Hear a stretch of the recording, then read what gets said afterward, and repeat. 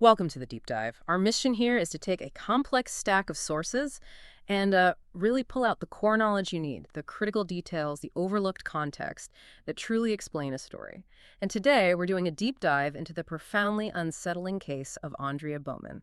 Her disappearance in 1989 was recently profiled in that Netflix documentary, Into the Fire, The Lost Daughter. Aundria, who was born Alexis Miranda Badger, vanished when she was just 14 years old. And the sources we've looked at, well, they reveal so much that either wasn't in the popular accounts or was just, minimized. Our goal is to really expose the pattern of abuse, the massive systemic failures, and the remarkable decades-long fight by her biological mother, Cathy Terkanian. It's not a random tragedy. The sources make that very clear. Yeah. This is a catastrophic and, preventable outcome. Aundria was adopted by Dennis and Brenda Bowman, and her disappearance was almost immediately and completely incorrectly classified as a runaway case. And that classification did so much damage. Oh, it was devastating. It shielded the perpetrator, and it allowed him to operate freely for over 30 years. This case really exposes what happens when a system just fails to look beneath the surface of what one source calls the dark side of a seemingly normal family. Okay, let's unpack this, and let's start exactly where the system failed with those undeniable warning signs that were tragically ignored long before she ever disappeared. Because the sources, they really emphasized the allegations of sexual abuse against her adoptive father, Dennis Bowman. They weren't just vague whispers. No, not at all. They were direct reports. Aundria, in late 1988, she reported the abuse to staff at her high school. So this wasn't just a suspicion. No. This led to direct involvement from both police and social workers. This was a clear intervention point where the system had a responsibility to act. So if authorities were involved, what was the response from Dennis and Brenda Bowman? Their 14-year-old daughters reaching out for help, making these incredibly serious allegations. What did they do? Well, their response was immediate and, frankly, calculated deflection. They just outright dismissed the claims.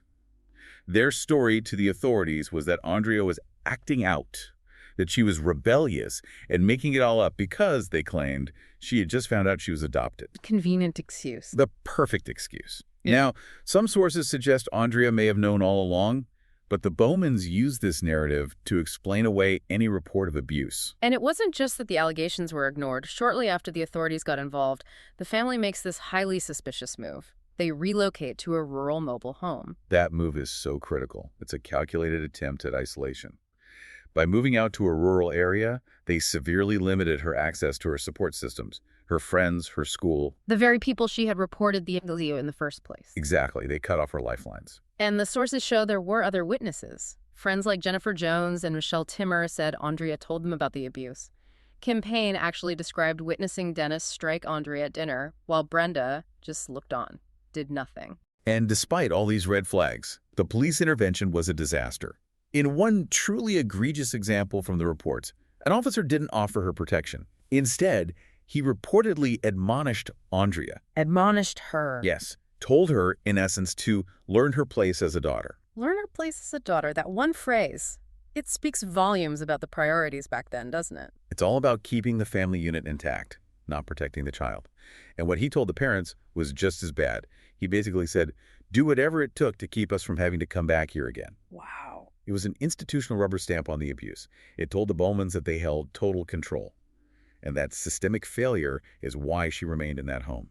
It's what led to her death. Which brings us to the most catastrophic failure of all, that initial misclassification. When she's reported missing on March 11, 1989, Dennis Bowman immediately tells police she stole $100 and ran away. And that endangered runaway label, well, it gave Dennis Bowman a 3-decade head start. The focus was immediately off the family. The narrative became that the child was the problem. And when you look at his history, it's just mind-boggling how negligent that was. This was a man with an extensive violent criminal past. It's a stunning oversight. I mean, let's go back to 1980, almost a decade before Aundria disappeared. Bowman was arrested and pleaded guilty to assault with intent to commit criminal sexual conduct. What were the details of that?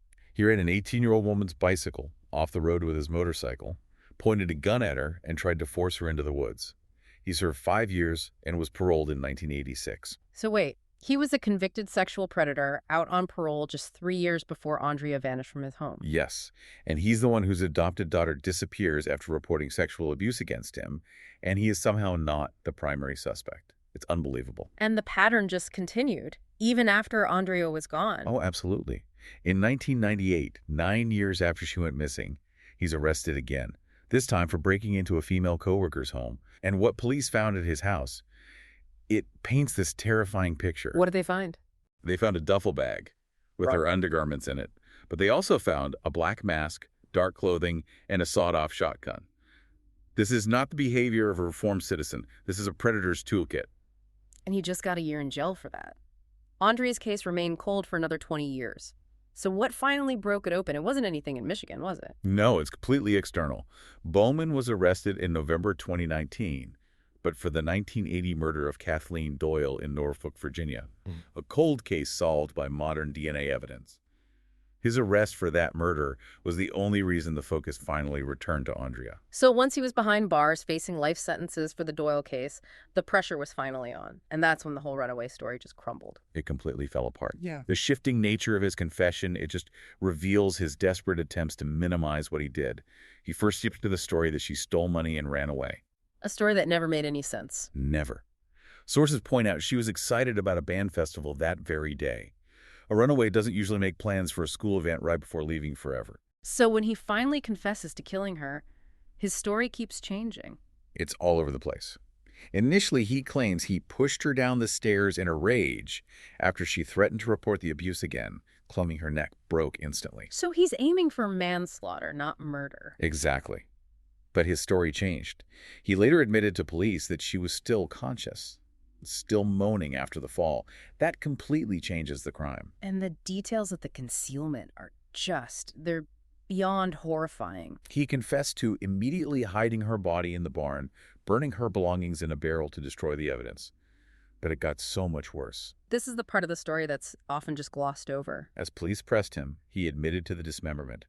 He used a machete and an axe to cut up Aundria's body to fit her remains into a cardboard barrel. This wasn't panic. This was methodical. And then they moved. They moved homes, Yeah. and he didn't leave the crime behind. No, he dug up that barrel with her remains and took it to the new house, reburying it in the yard. He literally carried the evidence of his crime with him and lived on top of it for years. The discovery of her remains in his yard in February 2020 finally led to the legal conclusion, didn't it? It did. In December 2021, he entered a no-contest plea to second-degree murder. He got 35 to 50 years, but that was on top of the 2 life sentences he already had in Virginia. It's impossible to talk about the resolution here without focusing on the single most important factor outside of that DNA hit. Aundria's biological mother, Cathy Terkanian. She is the catalyst for justice in this case, absolutely. And how she found out is just heartbreaking in itself. She didn't even know her daughter was missing for decades. For 21 years. She found out in 2010 from a social services letter. And they weren't even contacting her about Aundria, not directly. So why did they contact her? They wanted her DNA sample to compare with the Racine County Jane Doe, which turned out to be an unrelated case. But that request was the first time Cathy learned that the daughter she'd placed for adoption, Alexis Miranda Badger, was now classified as a missing person. And once she knew, she just launched this decade-long mission to find the truth. A relentless mission. She worked with a private investigator, a web sleuth named Carl Koppelman. She put up flyers, she created online accounts, she rented billboards. She generated public pressure when law enforcement had just let the case go cold. He refused to accept the runaway story. She never did. She believed from the start that Dennis Bowman was responsible, and she kept the pressure on until the focus finally returned to that family's home. And what's so important about Cathy's story is that her fight didn't end with the conviction. She is still fighting today. She's fighting for symbolic and legal closure. She wants the adoption annulled, to legally strip the Bowmans of any parental rights. She's fighting to have Aundria's original name, Alexis Miranda Badger, restored on all legal documents. So she's trying to legally erase the family that failed her daughter so catastrophically. Precisely. And she's also fighting for custody of Aundria's ashes. She's publicly said she doesn't believe Brenda Bowman's claim that the ashes were already scattered. She says Aundria or Alexis does not belong with that family. And this personal tragedy has now driven her into broader advocacy work. Yes, she's now active with Saving Our Sisters, a nonprofit for abducted children. She's using her own horrific experience to push for real changes in adoption and child welfare laws, making sure criminal histories are thoroughly checked. So when we connect all these dots, this case really is a profound example of how one person's persistence can overcome decades of just police complacency and systemic neglect. It is. Cathy Terkanian's efforts brought resolution not just to Aundria's case after 30 years, but indirectly, they led to the conviction of a murderer in the Kathleen Doyle case as well. So what does this all mean for us? I mean, law enforcement themselves admitted that if this had been handled seriously from the very beginning, the outcome would have been different. Dennis Bowman might have been stopped decades earlier. And this raises a question that really echoes far beyond this one case.